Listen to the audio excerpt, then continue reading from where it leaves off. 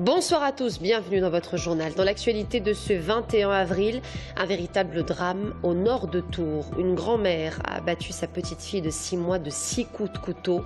C'est le père qui a découvert cette scène d'horreur. Que s'est-il passé hier soir dans ce quartier calme du nord de Tours? On y revient dans quelques secondes. À Tours, les salariés de l'ESSEM en colère. Ils s'inquiètent pour l'avenir de cette école de commerce et de management. Ils manifestaient tout à l'heure devant l'hôtel de ville. Ils déplorent un bilan catastrophique et nous reviendrons en détail sur la situation de cette école en grande difficulté depuis 2 ans. Également de notre édition ce soir, un haut lieu de création urbaine à Saint-Pierre-des-Corps, le Point Haut, occupé par les célèbres compagnies Off et le Polo des arts urbains, a été inauguré. Une inauguration qui a attiré, vous le verrez, beaucoup de monde. Bonsoir à tous. Scène d'horreur au nord de Tours. Hier soir, une petite fille de 6 mois était retrouvée morte par son père.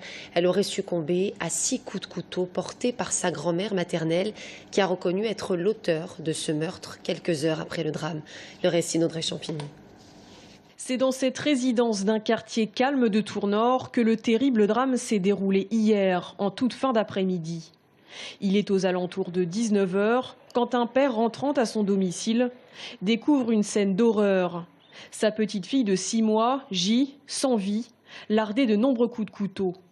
À ses côtés, prostrée, la grand-mère maternelle qui devait la garder en l'absence des 2 parents. Immédiatement, le père appelle les secours qui arrivent, mais trop tard. Sur place, ils découvrent à leur tour la scène et ne peuvent que constater le décès de l'enfant. La grand-mère reconnaît verbalement les faits. Elle est conduite au commissariat de Tours avant d'être hospitalisée en psychiatrie sous contrainte dans la soirée. Alors comment expliquer ce geste fou? C'est ce que devra déterminer l'enquête, car d'après les premières informations, la grand-mère n'avait pas d'antécédents de problèmes mentaux, mais elle souffrait de dépression. Les parents, choqués, n'ont toujours pas pu être interrogés. En revanche, le grand-père maternel a lui été entendu et une autopsie de l'enfant devait avoir lieu dans la journée. Les salariés de l'ESSEM en colère, ils manifestaient tout à l'heure devant l'hôtel de ville à Tours. L'ESSEM qui connaît ces dernières années de grandes difficultés. Souvenez-vous, en 2013, les ESSEM de Tours, Poitiers et Orléans formaient la France Business School. Mais le projet n'a pas fonctionné, une nouvelle méthode de recrutement qui n'a pas convaincu. Tout cela aboutit à de sérieuses difficultés financières. La France Business School a ainsi été dissoute, mais aujourd'hui les salariés s'inquiètent pour leur avenir et celui des étudiants. Le reportage d'Anis Michaud. ESC, ESSEM, FBS, puis de nouveau ESSEM. La vie de l'école de commerce de Tours n'est pas un long fleuve tranquille. Après le fiasco de la fusion de l'ESSEM et ses 3 campus avec les écoles de Brest, Clermont et Amiens, sous les couleurs de l'association France Business School, l'ESSEM se retrouve en grande difficulté financière, avec un nombre d'étudiants qui a réduit comme peau de chagrin et une notoriété à reconstruire. En attendant, les salariés sont inquiets. On est toujours au milieu du gué et avec des gros problèmes financiers et puis un plan social qui s'annonce puisque en fait on ne va pas pouvoir recruter d'étudiants là en 2015, en septembre 2015, étudiants en Bac+5 puisqu'on n'a plus le visa ni le grade, ça nous a été refusé par le ministère, on a eu la nouvelle la semaine dernière. Parce que là comme on a vraiment des problèmes de recrutement, il faut que pendant 3 ans on puisse nous donner les moyens de nous relever. Sinon, on va aller vers une fermeture. Ça ne va pas être possible autrement, parce qu'on ne va pas continuer à dépenser de l'argent comme ça. On ne va pas payer des salariés alors qu'il n'y a pas d'étudiants. C'est une logique implacable. L'ESSEM, c'est environ 150 salariés à Tours, 212 au total avec les campus de Poitiers et Orléans. Selon les syndicats, 40% de ces emplois pourraient être supprimés. Sans compter que l'avenir est incertain, même si la Chambre de commerce et d'industrie touraine réaffirme sa volonté de soutenir financièrement l'école de commerce. C'est important d'avoir une école de commerce telle que celle qui existe, parce que les entreprises du territoire ont besoin d'avoir un enseignement local pour qu'on trouve la main-d'œuvre qualifiée pas très loin. Et les besoins sur le territoire, c'est le luxe, la logistique, les audits de gestion, le management public et technologique, tout ce qui est développement durable, mais aussi l'économie sociale et solidaire, puisqu'il y a eu des échanges avec l'Afrique sur ce sujet-là. L'école de commerce, un modèle inébranlable? Pas si sûr si on ne s'appelle pas HEC, d'autant que l'université offre une alternative séduisante, l'IAE, l'Institut d'administration des entreprises. On ne s'est jamais fait concurrence avec l'ESSEM, donc il y a la place pour les deux. Nous, c'est un modèle vraiment très universitaire dans tous les sens du terme, c'est-à-dire c'est public, on n'a pas le problème des droits de scolarité élevés, on passe par la licence avant d'aboutir au master, donc voilà, il y a une spécialisation progressive, il n'y a pas besoin de classe préparatoire particulière, donc on a un modèle particulier, c'est un modèle d'entrée vers une formation de type commerce. Il peut y avoir un autre modèle plus proche de celui d'école de commerce, mais faire ça l'un sans l'autre, alors qu'en école de commerce, on est plutôt faible sur le côté recherche, qui est la force de l'université, on voit bien qu'on ne va pas réussir, enfin en tout cas les écoles de commerce de territoire, donc moyennes, ne vont pas réussir. Une école de commerce à l'américaine, c'est-à-dire intégrée à l'université, ou du moins qui mutualise les moyens en termes de recherche et de pédagogie, c'est peut-être cela l'avenir de l'ESSEM. En attendant, auprès des parents, tout comme du ministère de l'Enseignement supérieur, elle doit prouver qu'elle n'a rien perdu de ce qui a fait sa réputation il y a quelques années. C'était il y a 2 heures. La première pierre du Biocube a été posée.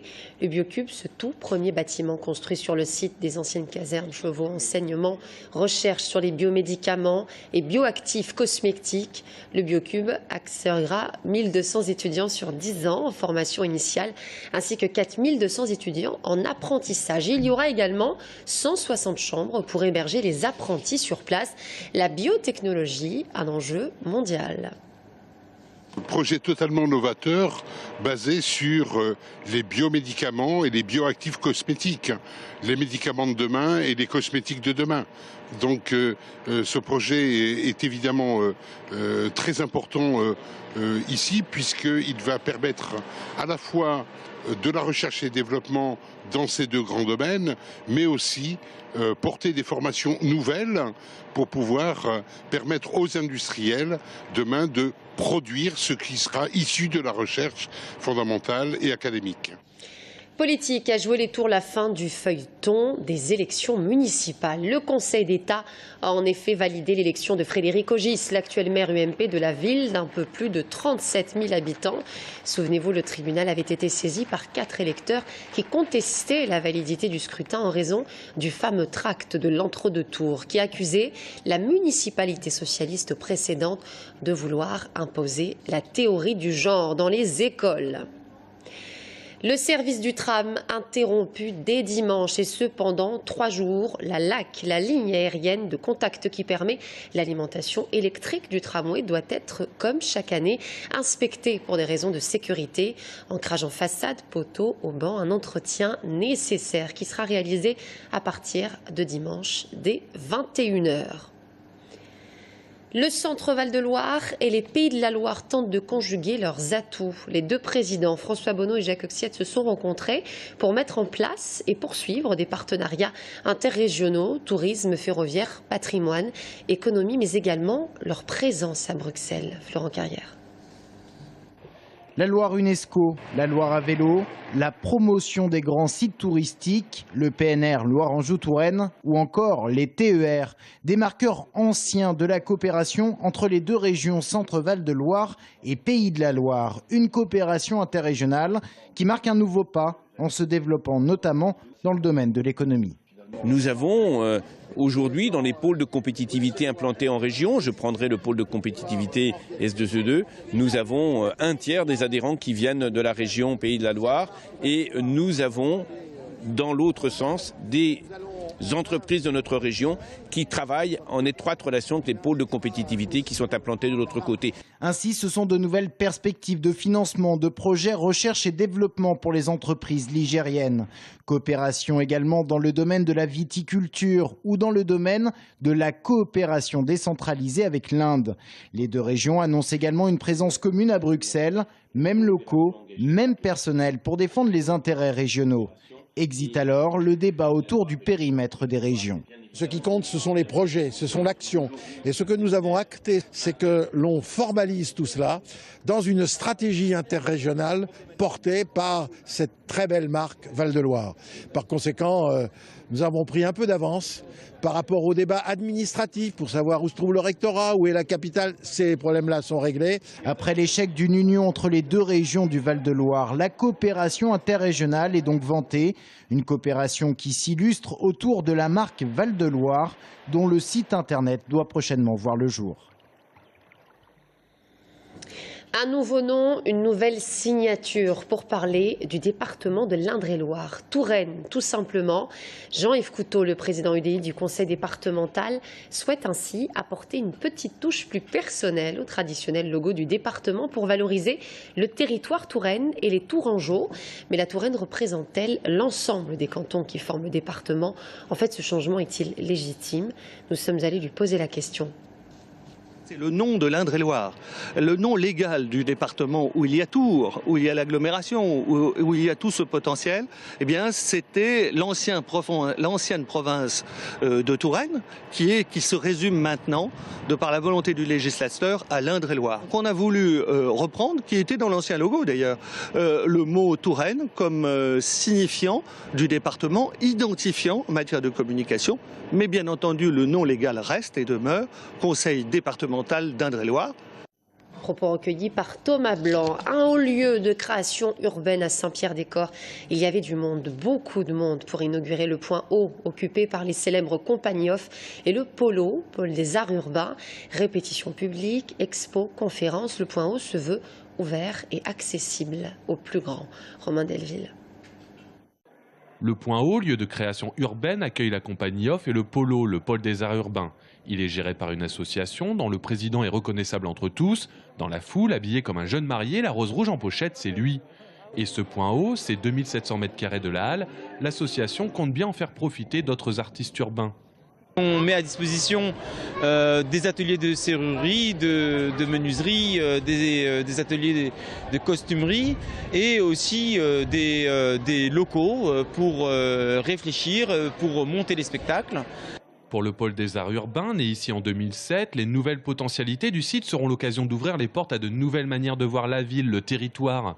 Un lieu plus grand pour un partage plus grand des savoirs urbains. Ça permet d'amplifier toutes les résidences que l'on peut inviter, des résidences d'artistes, mais aussi des résidences d'urbanistes, de géographes, d'architectes, de faire des programmations, des événements, et puis surtout jouer la transversalité. Ici aussi, le nom de Jean Germain a été maintes fois cité, car c'est sous l'impulsion de l'ancien président de Tours Plus que ce projet a été lancé. Le point haut ne peut pas être qu'un élément de rayonnement, de développement économique, mais il peut l'être aussi. La compagnie off a déjà une vocation internationale, donc elle va pouvoir participer au rayonnement culturel de Tours Plus. Aujourd'hui, Tours Plus a investi sur cette infrastructure, il y a quelques mois sur le 37e parallèle, et dans 1 an et demi, c'est sur le centre contemporain Olivier Debré. À une époque où la culture parfois est mise un peu de côté pour des raisons de restrictions budgétaires, l'agglomération a elle investi sur la culture. L'agglomération a investi 3 700 000 € pour la réalisation, la réhabilitation du projet Point haut depuis 2013. Mais les perspectives sont moins ambitieuses pour le budget de fonctionnement. Tours Plus y consacre 25 000 € pour l'année 2015. Et c'est ainsi que s'achève ce journal. Merci à tous de nous avoir suivis. Dans un instant, l'invité de la rédaction, Denis Sieffer, directeur de la publication et de la rédaction de l'hebdomadaire Politis. A tout de suite.